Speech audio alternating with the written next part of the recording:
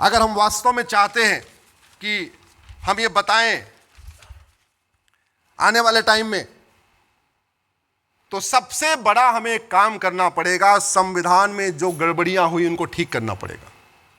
हमें बड़ी खुशी है कि 25 जून को, अब से 5 दिन पहले, संसद में एक प्रस्ताव आया है कि वो इमरजेंसी इल्लीगल थी। आया ना प्रस्ताव? लेकिन उस प्रस्ताव से जमीन पे कोई बदलाव नहीं आएगा। वो प्रस्ताव का प्रस्ताव है। जमीन पे तब बदलाव आएगा जब एक और प्रस्ताव आए कि उस इमरजेंसी के दौरान जितने संविधान में संशोधन हुए और जितने कानून बनाए गए वो सारे बेकार हैं, वो सारे खत्म हो जाएंगे। तब बदलाव आएगा। केवल इमरजेंसी को काला दिन, काला इतिहास बताने से कोई बदलाव नहीं आने वाला। वो केवल एक एकेडमिक डिबेट रहेगी। बदलाव तब आएगा जब इमरजेंसी के दौरान जो गड़बड़ी की गई संविधान में, संविधान का बेसिक स्ट्रक्चर बदला गया, उसको ठीक किया जाएगा। हम लोग ये 2-3 मंजिले मकान में बैठे हुए, ये आश्रम में बैठे हुए, हम ऊपर के स्ट्रक्चर पे तो बदलाव कर सकते हैं। चलो ठीक है, ये ऑडिटोरियम है, कल को यहां ऑफिस बना दें। जहां किचन है वहां ऑफिस बना दें, ये कर सकते हैं। क्या हम इस स्ट्रक्चर की फाउंडेशन को चेंज कर सकते हैं? क्या जोर से बोलिए जरा। नहीं। ऐसे ही भारत का संविधान में आप संशोधन कर सकते हैं, संविधान के बेसिक स्ट्रक्चर में आप बदलाव नहीं कर सकते। और संविधान का बेसिक स्ट्रक्चर क्या है? उसको प्रियम्बल कहते हैं। इस इमरजेंसी के दौरान संविधान का बेसिक स्ट्रक्चर बदल दिया गया, और जिन लोगों ने बेसिक स्ट्रक्चर बदला वो आज संविधान बचाने की दुहाई दे रहे। केवल इमरजेंसी को काला अध्याय बताने से कोई फर्क नहीं पड़ेगा। फर्क तब पड़ेगा जब इमरजेंसी के दौरान जो संविधान का बेसिक स्ट्रक्चर बदला गया, प्रियम्बल बदला गया, जो सेकुलर शब्द जोड़ा गया, उसको निकाल दिया जाए, तब फर्क पड़ेगा। इसको हमने सुप्रीम कोर्ट में चैलेंज किया है, मैंने चैलेंज किया है, विष्णु शंकर जैन जी ने चैलेंज किया हुआ है। और यह बदलना क्यों जरूरी है सुरेश जी? 13 दिसंबर 1946 को प्रियम्बल पे चर्चा हुई। 22 जनवरी 1947 को फिर प्रियम्बल पे चर्चा हुई और एक मत से प्रियम्बल पास हो गया।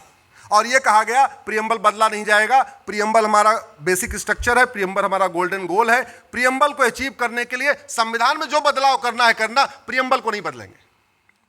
15 नवंबर 1948 को प्रोफेसर केटी शाह ने एक अमेंडमेंट मूव किया प्रियम्बल में सेकुलर शब्द जोड़ने के लिए, वो रिजेक्ट हुआ।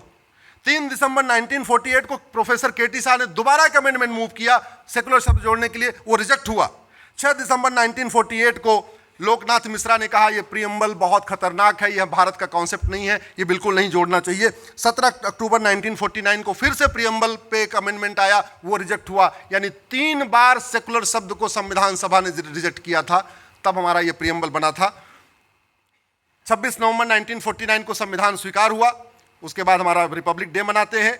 1946 में 7 में गोलकनाथ केस में सुप्रीम कोर्ट ने कहा कि प्रियम्बल संविधान का बेसिक स्ट्रक्चर, इसको बदल नहीं सकते। 1971 में, उसके बाद 1973 में केशवानंद भारती केस में भी सुप्रीम कोर्ट ने कहा प्रियम्बल बेसिक स्ट्रक्चर है और कोई भी सरकार बेसिक स्ट्रक्चर को बदल नहीं सकती। इसके बावजूद 76 में इसको बदला गया। तो मेरा ये मानना है कि हम सबको मिलकर मांग करना चाहिए कि जब इमरजेंसी गलत है तो इमरजेंसी के दौरान किए गए कार्य भी गलत हैं, उन कार्यों को वापस लेना चाहिए। लेना चाहिए, नहीं लेना चाहिए? लेना चाहिए।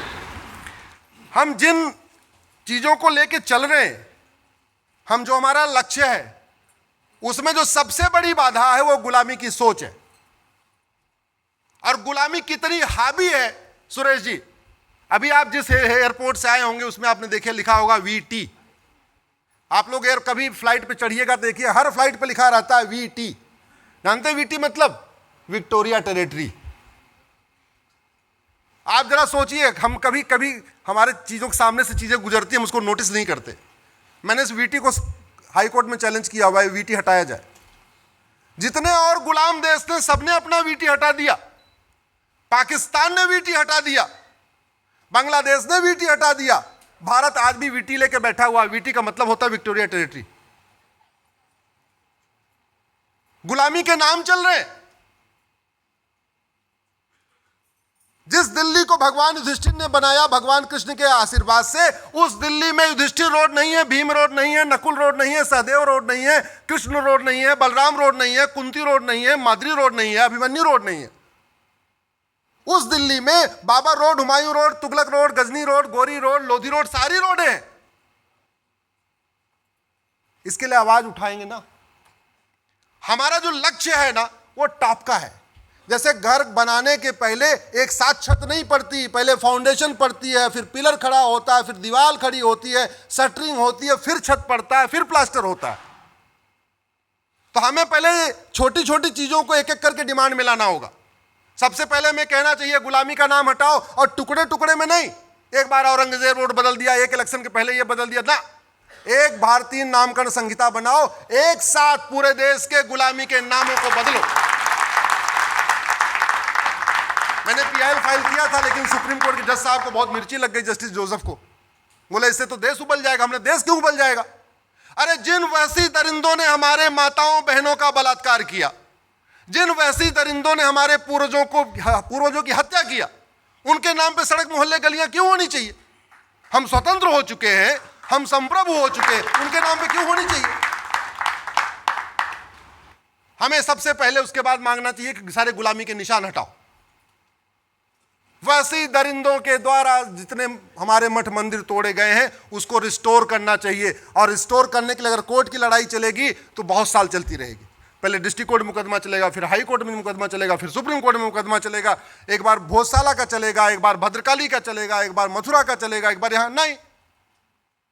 एक भारतीय धरोहर संहिता बनाइए, एक साथ एक उसमें एक कमीशन बनाइए, भारतीय धरोहर आयोग बनाइए, उसमें एक्सपर्ट रख दीजिए, जज को रखिए, हर तबके से लोगों को रखिए। उसके बाद आइडेंटिफाई करिए कि भाई मुगल काल में इतने इतने मठ मंदिर तोड़े गए थे। एक कानून लाइए, जैसे प्लेस ऑफ वर्शिप एक्ट आया था वैसे एक भारतीय धरोहर संहिता बनाइए, एक साथ सबको रिस्टोर कर लीजिए, खत्म बात हो गई।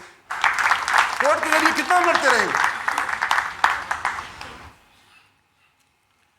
भारत के संविधान में जो हमारे चित्र थे, भगवान राम का चित्र, भगवान कृष्ण का चित्र, भगवान नटराज का चित्र, छत्रपति शिवाजी महाराज के चित्र, गुरु गोविंद सिंह का चित्र, झांसी की रानी का चित्र, नेताजी सुभाष चंद्र बोस के चित्र, सारे चित्र थे, वो चित्र गायब हो गए।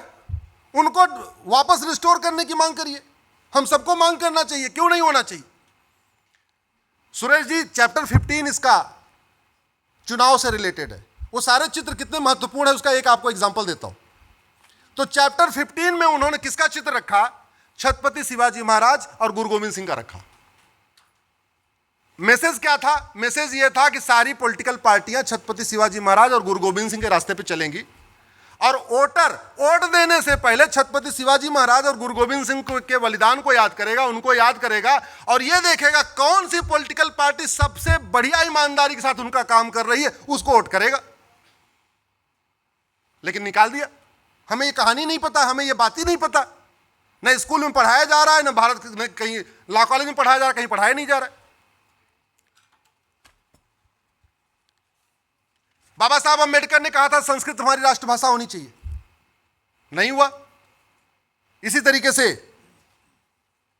मठ मंदिरों को कंट्रोल किया, मजार मस्जिद दरगाह कंट्रोल नहीं किया।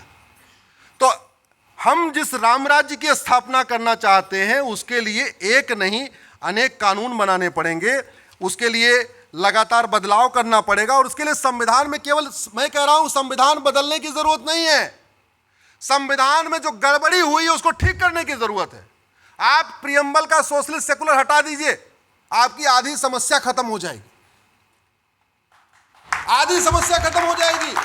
आप धर्म और रिलीजन को डिफाइन कर दीजिए। 3 काम महत्वपूर्ण करने की जरूरत है। पहला, धर्म को डिफाइन करने की जरूरत है, धर्म है क्या, और रिलीजन को डिफाइन करने की जरूरत है। और सुरेश जी, एक सिटीजनशिप कोड बनाने की जरूरत है, नागरिकता कानून बनाने की जरूरत है। साफ साफ लिखा होना चाहिए, जो संविधान को नहीं मानेगा उसको भारतीय नागरिकता नहीं मिलेगी।